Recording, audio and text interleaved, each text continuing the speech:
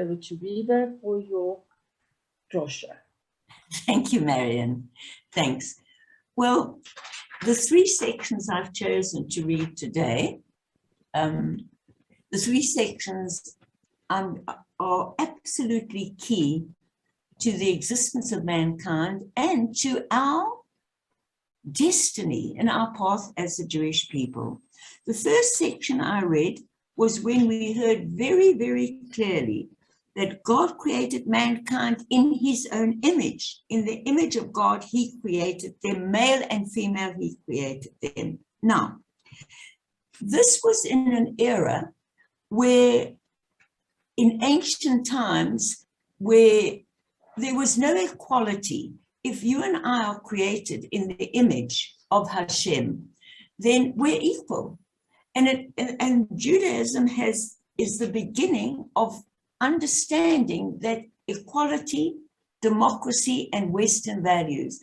Up until this point in the ancient world, there was no equality amongst people. Even the gods fought each other, and it was a mad battle of who would be the most powerful. All of a sudden, in this thinking, even much later, even Plato believed that it was a myth that people could be equal. They believed that people were born to be great, to be leaders, to be pharaohs. In fact, only the pharaohs and leaders, the words made in the image of God, had appeared in other religions, but they only referred to the pharaoh or the leader or the elite. So we revolutionized the world in many ways, and this Torah and this Breshit is the beginning of Western values and democracy. Now, I think that's amazing, but is it evident in our South Africa or in the world today that all people are equal? Is it evident that's how our leaders think? As the Rambam explains, why does it take so long? Because we all know in our heart of hearts that it's right and good for people to be equal. We know poverty exists, but we know we can help correct it, as indeed Temple Israel in a small way on a Thursday is attempting to do, and as we've always done. And there are thousands of people trying to correct it, but the world is still absolutely imperfect. And there are so many countries and so many places where dictatorship rules, where political themes are to grab and not to share equally. And why has it taken so long? And why, even in our world, is there so much hatred of the other, inequality? Well, listen to what the Rambam says. The Rambam explains in the Guide for the Perplexed that it takes people a long time to change. Judaism teaches us that we are born instinctively with goodness, with innocence, with knowledge of what we should and shouldn't do. And yet, we very rarely listen to the feeling inside us. We let that instinct go to say something in anger or to say something hurtful, when we really could have thought and said it in a different way or acted in a different way. Let's see what the famous Rambam says. He says it takes a long time for people to change. It takes a long time for the world to change according and acting to the laws of Torah. These are the basic laws. Yes, they were there before in the 10 Commandments, in the Noahide laws and others, but it takes a long time to change. For example, when we look at the fact that everything has to rest on Shabbat, in that ancient world, it was a way of Torah telling you, listen, on Shabbat, it's not only your rest day, it's the rest day of your animals, it's the rest day of your servants, it's the rest day of the world. It was the beginning, the very small beginning of the introduction of justice and equality. It doesn't happen overnight. The Torah understands that. And the Rambam makes it clear that the Torah is just the beginning, and it's going to take time for humanity to reach that stage where they will choose to think and act correctly, so that they and everyone else around us and the earth and the animals will survive in a good way. So people understood our Torah, and when the Christians took it up and it was the founding of America, they understood that slavery was bad. Remember that we abolished slavery even in ancient times every 7 years. Of course, there have to be employees and employers, but then it was slavery. And it wasn't an employee who could say, I don't like the work and leave. It was sheer slavery, but we introduced just the idea that it wasn't right.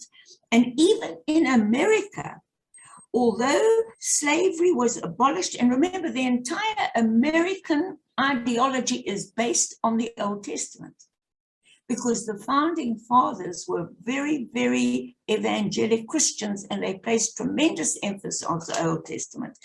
And as you know, in slavery, even though it was abolished in 1860, it really never left until much later without a civil war, and it still exists today. And you and I know that slavery is going on today.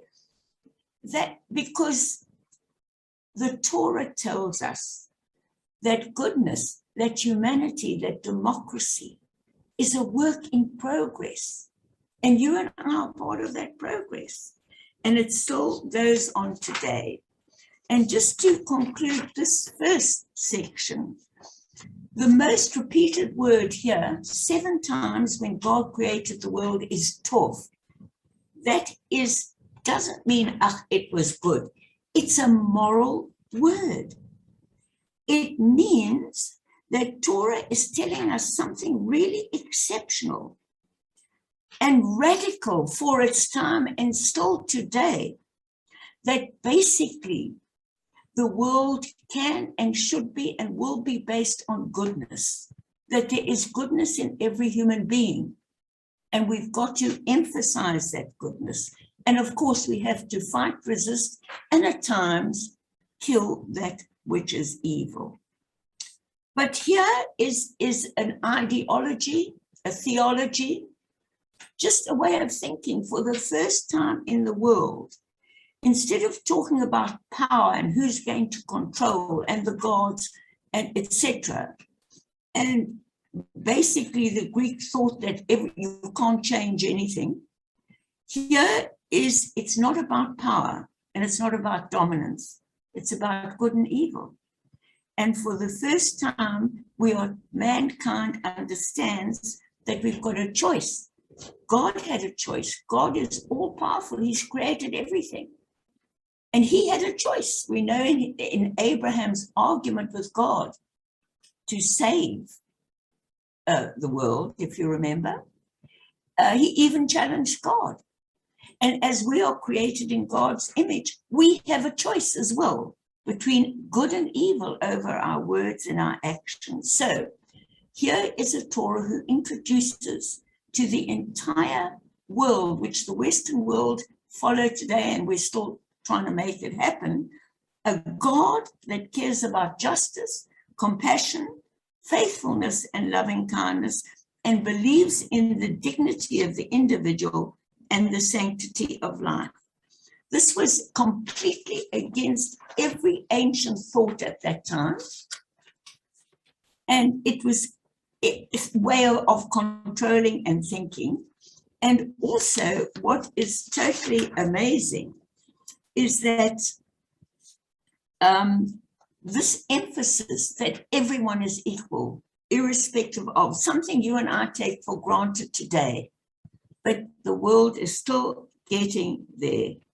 The other thing I want to emphasize here, which is important, is that in all other religions, even today, or let me say in most of them, because I'm not an expert in this, and in theologies and ideologies, there is one person or 10 people at the top who are in control of everything. They are They are the priests, so to speak, the leaders.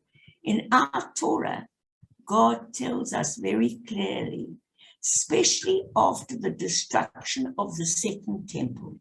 Remember, in every bad thing that happens is a seed to, and it happened only because the Jews were arguing against themselves. They weren't united. As today, and as the world today, mankind is arguing extremes, and we're not united. But in every seed of adversity lies something which is going to improve the world if we look for it. So after the destruction of the first temple, guess what? We became a kingdom of priests. No rabbis are greater than you and I. It's finished. That era is finished.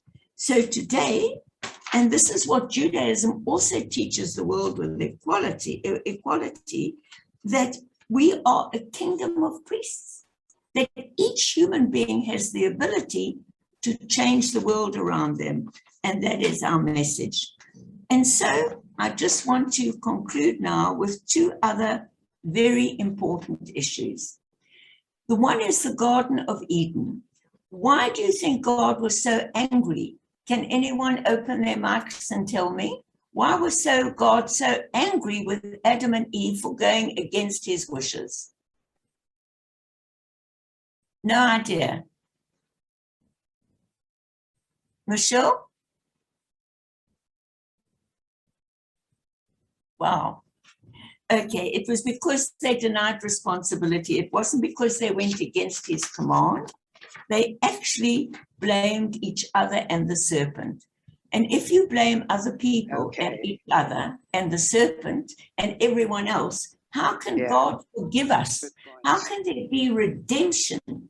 Remember, there's always redemption, but first you've got to be created in God's image, be humble enough like Moses to say, I'm sorry, I made a mistake. It was my fault. Please forgive me. Whether it's words that hurt someone or whether it's an action that stole someone from something, you can give it back and you can apologize.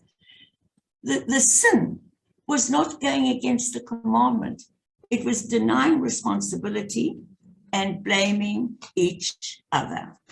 And then that is the whole key of leadership and the point of this chapter. And just to conclude, may I point out that the positive mitzvahs that we are given in Judaism, 10 commandments, now worked up into 613. It's just an expansion. The positive mitzvahs are God's way of directing our thoughts and actions towards building a better world for humanity. So we can get back to the Garden of Eden, or,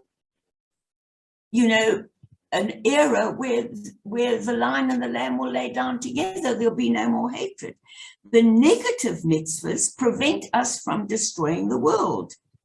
So in the words of Rabbi Samuel Raphael Hirsch, I'll conclude. In the Garden of Eden, the phrase to work and protect denote all man's moral conduct, his conscientious endeavor to do what is expected of him. All we are asked to do is consciously follow the positive mitzvahs that God has told us. No lashon hara, whether it's in a text or whether it's in words. No hating of the other. No treating the stranger as a stranger, but treating him as one of us. So it's quite amazing that all the positive ones and all the negative ones are for the good and future. And I've never actually seen the mitzvahs described in that way before. The positive ones directing our thoughts and actions to do the right things, and the negative mitzvahs preventing us from destroying the world around us. Violence, disease, terror reflect the negative actions, the mitzvahs we've been breaking that we haven't been listening to. So In the days of Noah, corruption of humans naturally led to the corruption of the entire planet because we've been given dominion. So on that thought, may I wish us all that we follow the knowledge and the wisdom of Torah, that we live by the positive mitzvahs, that we do our best to avoid the negative mitzvahs and help Hashem bring a better world tomorrow. Shabbat Shalom.